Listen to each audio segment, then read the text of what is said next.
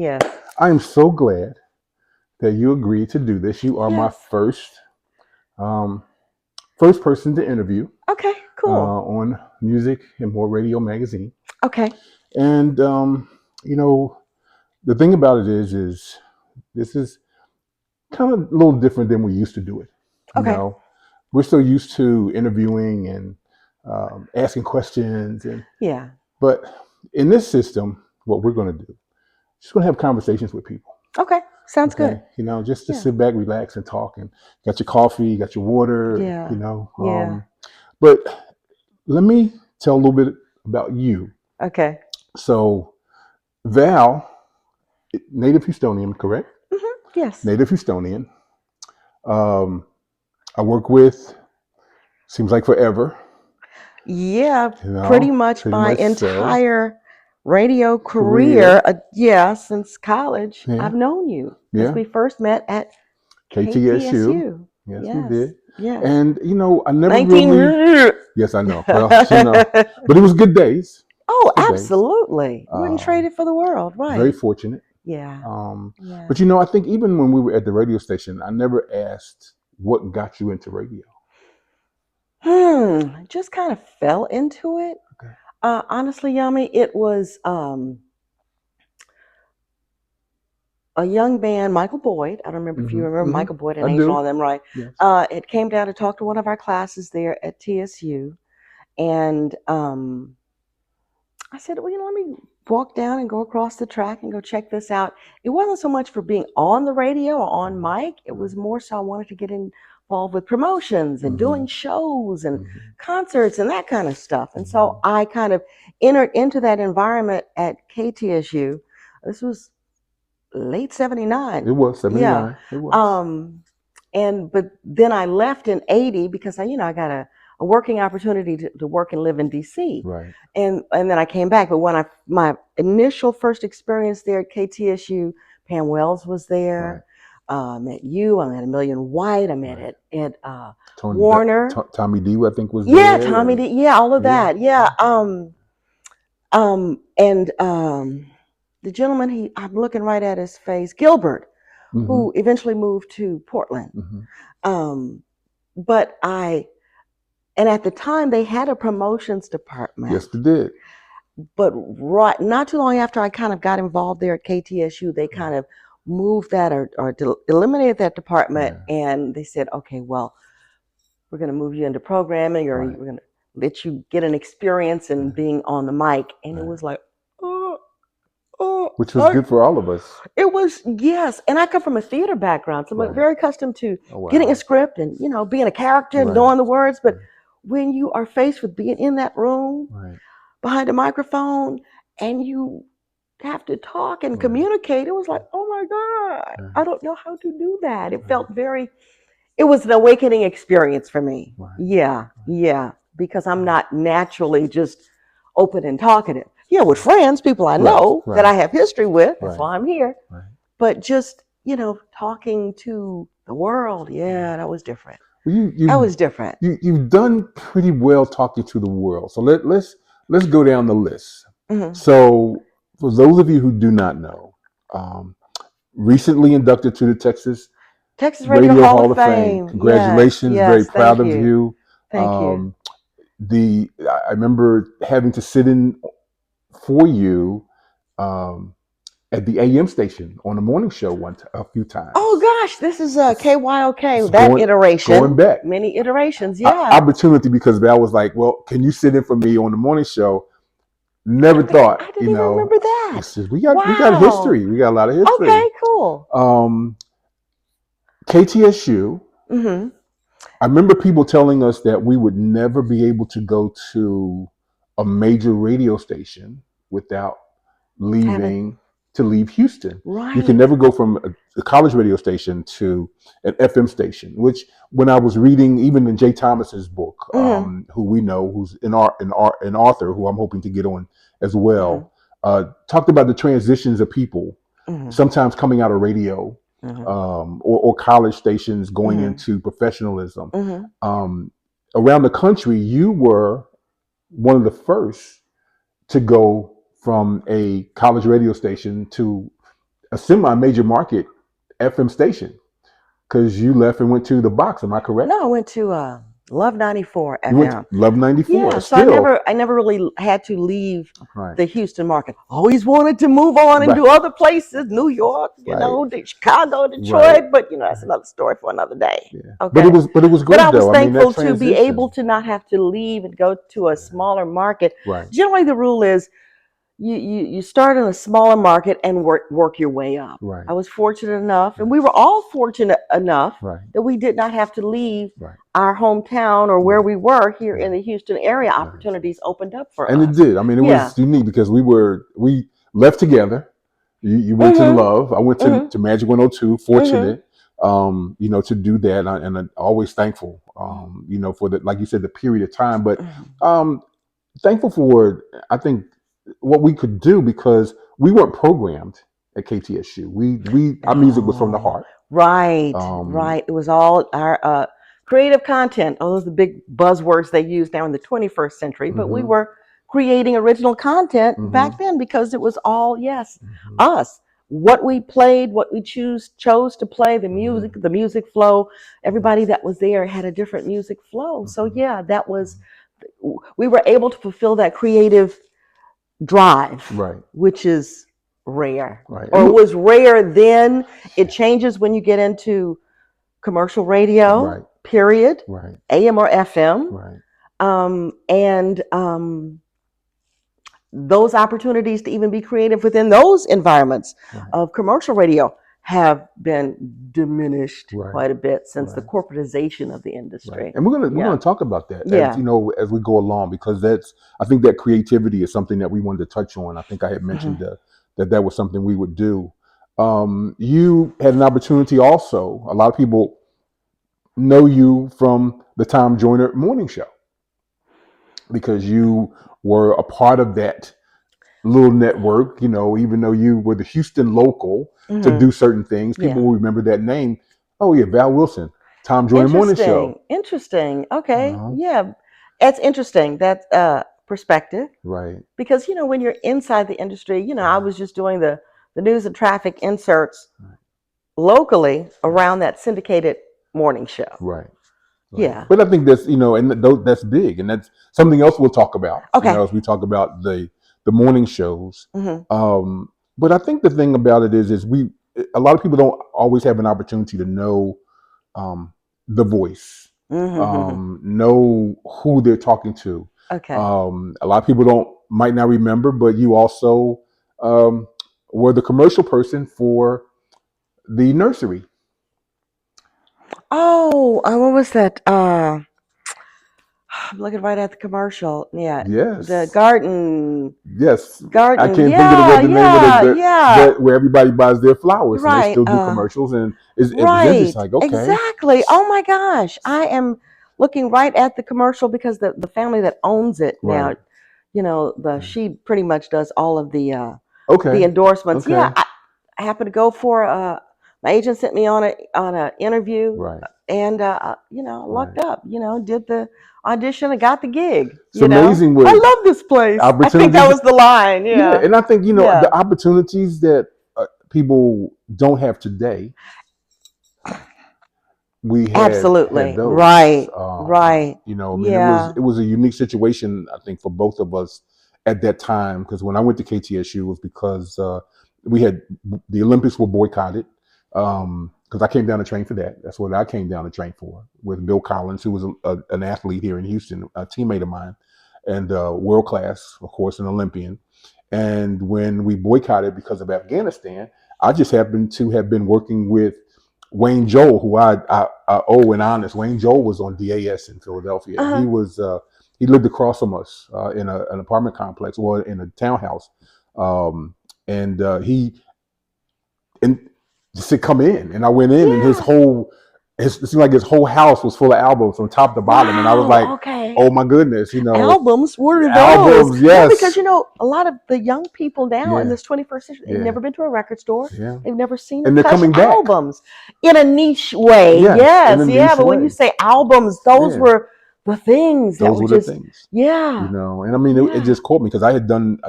We were fortunate enough in my high school to have a um, a, a a broadcast studio in our lunchroom. Wow. So I was doing music during Wow. the lunchroom. No kidding. Okay, And bet. just, it was like, okay, here we go. This is going to be pretty hip. Yeah. And that kind of got my interest. And then, of course, when he did that and he said, well, come on, let's hang out. And of course, radio is a clique in certain areas. I mean, it's a unique group of people. Yes, We have to yeah. say that. And it still Radio is a people, unique right. group of people. Yeah. But it's a friendship and those bonds that are formed. Uh-huh.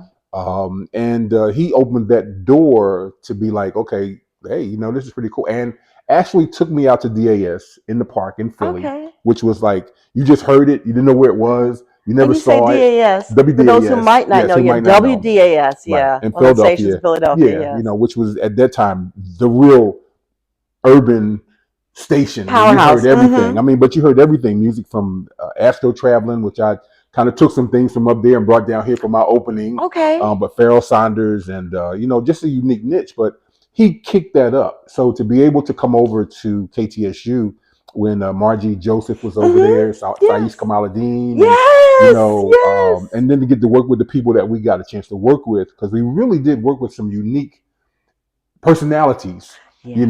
and very Yes. fortunate to do that, even with Charles Porter Sr., Mm-hmm. who pushed young people, Mm-hmm. pushed young people. Yes. So, and there's a segment that we're going to be doing about historically black colleges. Okay. So we're going to be touching on that at some Yes. point, in some of these interviews as well. We're going to do some things there. But when you think about radio Mm-hmm. and the opportunity that young people have for radio now, how open is it? And I ask this question is because some of you may not know, but I'm very proud of you and your accomplishments. Well, thank you. Not just radio, but Val has gone on to get her master's and is a professor at Texas Southern University, historically black college, where she started her career. And you are teaching young people. Yes, I teach radio operations and voice and diction for media performance. Okay. Yeah. So those are the two classes. I teach the history of radio, broadcasting, all of those things. And then, of course, the other class is more of a voice acting class. So what is your question as far as the opportunity young people for young and radio, people, where they are now? Can they get into it like we did? We walked over to a radio station and said, hey, you know what? I told them I was from Philly. I'm articulate. I'm an athlete. I think I can help your radio station. That began my career. Right. What's the opportunity? I was going to say absolutely not. But every situation is different. Every situation is different. But on a whole, the industry is different. Right. So those opportunities that were there when we were coming up, right. In the 70s and the 80s, pretty much through the 90s, have changed. Mm-hmm. They have changed. Everything is far more corporate since 1996, the Telecommunications Act in 1996, when they allowed companies to be able to come in and buy to own more than one station in a market. That's just kind of changed the dynamic. So those windows of opportunity on a broader scale that were there for us are really not there for young people like they used to be. Not saying that they are not there. Right. It's just a wholesale different approaches. Right. But it still comes down to, at some point, who you know, how well how effective you are at communicating, and how hungry you are for wanting. Right. And hungry is, I think that's an important thing. I mean, I thank Monty Lang. I really thank our program director who was over there at that time at Magic 102. Which one? Because she and I thanked her on and Terry Avery. Terry Avery. Mm-hmm. I sat in Magic 102's lobby every day. Really? After I got off the air. Okay. You can't do that nowadays because it's security. Yeah. But I sat and every music announcer would walk by. Hey, Yami. Walk by. Hey, Yami. I mean, they would do that. It was like you said you were hungry. You wanted to be there. You put yourself in that position. Or people knew you. And I remember, I will never forget when I was sitting at the house and the receptionist at that time, Darlene, I think it's Darlene, Darlene. yes. Darlene Darlene called and Williams, said, "Have you yes. talked to Terry?" And I was like, "No." And she said, "Well, hold on, let me put you through." And Terry was like, "You must really want to work for me." And I said, "Yes, I do." And I will. I love her for that because she really made a dream come true. For me, something that I didn't even know uh, that was in the system, because my aunt, when my dad died, my aunt said was two things you wanted to do. One, you said you wanted to be on radio, and the other one was that you wanted to play drums. And she said, "Well, you've done both of those. And how many people get a chance to actually do what they've dreamed of?" Yeah. So when I think about the opportunities of young people, you mentioned something important. Corporations now own multiple stations in the major market, like they do here. Um, was Radio Wars important, do you think, at that time for helping to make announcers on the air better? And did it open doors for young people or other people to come in because they weren't owned by the same company? Okay. I know that's a twofold question. Yeah. So ask me the first, when Radio Wars, when you actually had competition in the market, Right. And competition, dueling formats that were similar. Right. The corporatization of the industry, in my opinion, has negatively affected Radio Wars and competition and the competitiveness and the creativeness that went into the competitiveness of that time period. Okay. You still had decision making that was made on a local level by program directors and general managers to be creative, to make changes with your music or how you do promotions or doing unique and different things and creative things. It's not like that anymore. It's not. A lot of times for a lot of corporations, decision making is at the top, wherever the headquarters are, and then it's factored out to the various different regional managers, and it's instituted. So you don't really have any input from the people that are there on the ground going up. It's kind of everything top down as opposed to bottom up. If that's how you put it. Yeah. So, yeah. And I think and you, it's like it's what we see, what we see in the industry. To me, and again, this is personal because my interest has always been in the listener. I grew up in a city where the who, the what? Yeah, and that was important to me because we talked about some of the people that I wanted to emulate: the Georgie Woodges, the Mary Masons, Louise Because it Williams. used to matter. They were in the corner. Something happened in the neighborhood. It used to matter. It used to matter. The listeners were the key because that's who we were really working for. That was the onus, was to the listener. And I've said that to program directors or general managers, and they thought I was a little insane because, well, it's not about, no, it is about the listener because that's where we get a lot of that's our. what your product is, the auditory, the listening experience. You would think the listener, the person on the receiving end. Right. But again, tail is wagging the dog. And that's my general opinion of how I perceive and look at the industry as a whole. Well, someone mentioned that today, what has happened, you talked about creativity.